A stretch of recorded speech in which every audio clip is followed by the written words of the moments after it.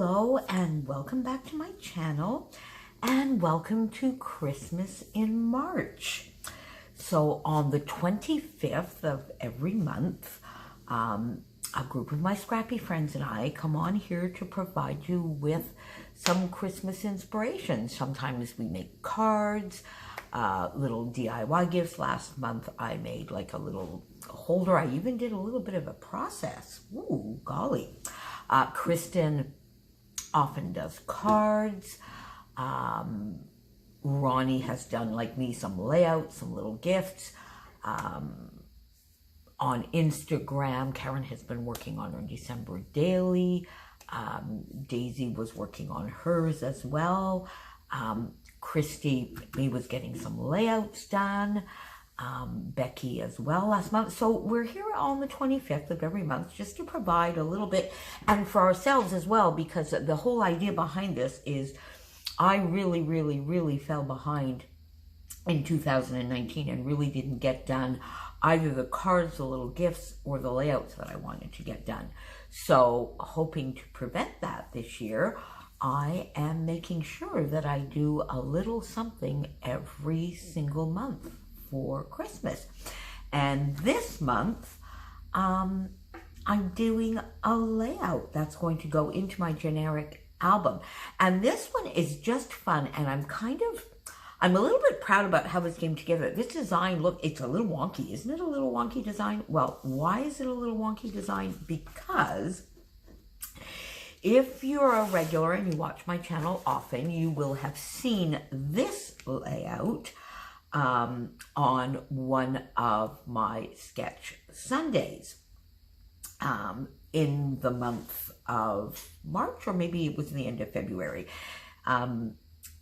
where there was these diagonal pieces on the layout, which meant that I had a leftover piece on my desk of this lovely paper here, a leftover piece on my desk that was cut at a very odd angle, and it was just there, and I had it to put it on my trimmer, and I was about to sort of put it into squares and rectangles, and then I just laid it on an 8.5 by 11 piece of cardstock, and I had these two photos, and I went, you know what? That's going to be just a fun little unique and original design. So that's where that comes from. So this is using my augmented and revamped, I guess you would call it, How to Kill a Kit with Style kit for March, where I was using a lot of things based around the Gingham Farm collection from my mind's eye. And this month I added some color to it, and a lot of that being the Vicky Wooten 6x8 paper pad, and that's what this is here, because I also had these strips of paper on my desk. So basically I had these two photos that I wanted to scrapbook. I had this piece of paper and these scraps. So I took just an 8.5 by 11 piece of vanilla cardstock, and this is a Stampin' Up cardstock. I put that scrap piece of paper down, and then I just trimmed around a little bit the edges, so I still have quite a nice chunk of this piece of paper left. I then went with this sort of tealy green. My original idea was to use this paper, which is basically just the other side of this one, but I found the sort of brighter limey green didn't match the tree as much, although it would be great as a matte because it would give a contrast. So instead I used this side as the matte, and then I used the more tealy fir green, I guess fir, F-I-R, green here, which I find matches this little Christmas tree a lot better. So I put that down, I put these two strips down, matted my photos. So those are the first three things that I did, and I really wanted my photos arranged this way. And what this is very simply this year, well, 2019, for the very first time, I got a very tiny little Christmas tree. It's 2 feet only because I have not had a tree since Chopin came to me, which is almost 13 years ago, because as a little kitten, there was no way I could have a decorated tree. And quite frankly, there is still no way I could have a decorated tree with all those little baubles dangling. I tried to get some sort of silk, like a silk poinsettia kind of thing. And if I walk around the house with it, he's jumping still today. My little guy is still very, very playful. And you can actually see him here. Can you see him inspecting even this little tree? So this year I thought, you know what, I'm just going to give it a try. I got a 2-foot tree. It's really not decorated. The only thing you can see here, there's the lovely tag that I got with my Secret Not Secret Kid Club Advent calendar, which I received from the lovely Christy. My friend Christy sent that as a gift to me.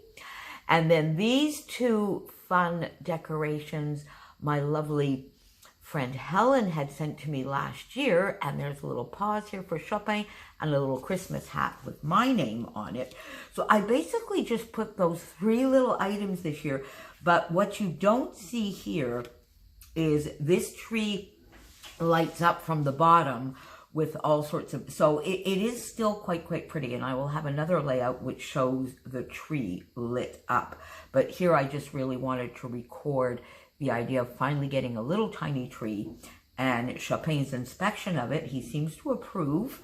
Here he was looking. He only threw it down or made it fall once, I think, in the entire season. So there you go. We're doing good. Because it's actually up, in any case, on a bookcase. Because it really is only 2 feet tall. So there's the story. So once I had that down, then I decided, you know what? I'm just going to sort of follow that line. Fill my lovely corner up here, which is the second thing I did, with a sticker. This camera that I had cut out from one of the little cut apart sheets from the 6x8 Vicky Bouton paper pad. So I put these 2 items there. Then I had these 2 pieces left over from doing some cutting that were on my desk, and I thought, okay, I need to get those in there somehow. So I just put the square here, the rectangle here, another little label from one of the sticker sheets, which just says Christmas 2019. This brilliant, which I think is from a Chamel cards chipboard collection, has been on my desk and getting back in the bowl, out of the bowl, back in the bowl, out of the bowl, probably for a month now. So it's there. Brilliant, because I do think it's brilliant that I finally got a tree. So I got that down, and then I put this little title, and these are using alpha beans, letters that I had in my stash for finally a tree, and these are 3s turned the other way around. So a little bit of a MacGyvered ease there. So finally a tree, because that was a perfect little nook here, a perfect little shelf for the title. And then there's sort of like a little bit of an awkward gap there, isn't there? So I went back to the same sticker sheet here, and I found this larger one, which I thought would be perfect for some journaling. So I put that there.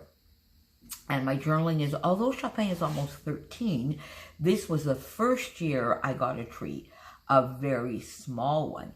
He only knocked it down twice. Oh, so I guess it is twice. LOL. Minimal deco.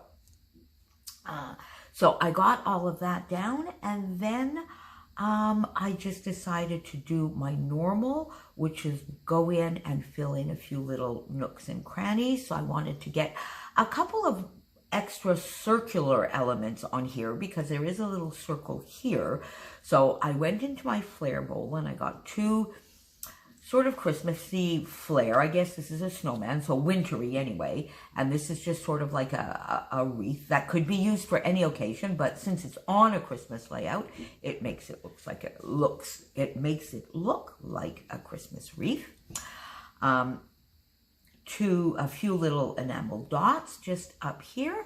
And then I went into my sequin stash and I got this lovely Foxy Roxy out. I love this. I love this mix. These are my kind of beautiful earthy autumny colors. Love it. And Snowy Fields. And in the, what did I use from the Snowy Fields? Oh yes, I use these lovely emerald green, the larger, see, you can see here, there's not very many left, but these lovely larger emerald green sequins. And then I went into the Foxy Roxy and I sort of got the terracotta, slightly more of a rusty orange than the background orange, and just followed that same little pattern and filled in a few of my gaps. And that will go into my generic album. There will be one more layout with that, which will show a larger photo of the tree that's lit up. And then there will also be, in my generic album, a little pocket page of all of the various Christmas trees over the years that I've taken photos of at my mom's residence in their hallways, because they've been serving as my trees since I've had my little Pookie. So there you go. So please don't forget to pop on down below, follow all the links, see what everybody else is up to for Christmas in March, and join us back again in April. Have a great month until then, a great Christmassy month if you're playing along with us. And if you are playing along with us, please either tag one of us or some of us or all of us on Facebook, on Instagram, link us to your videos, and let me know how you're being inspired to get on a little bit with some of your Christmas projects down in the comments below. Thanks for being here. Bye.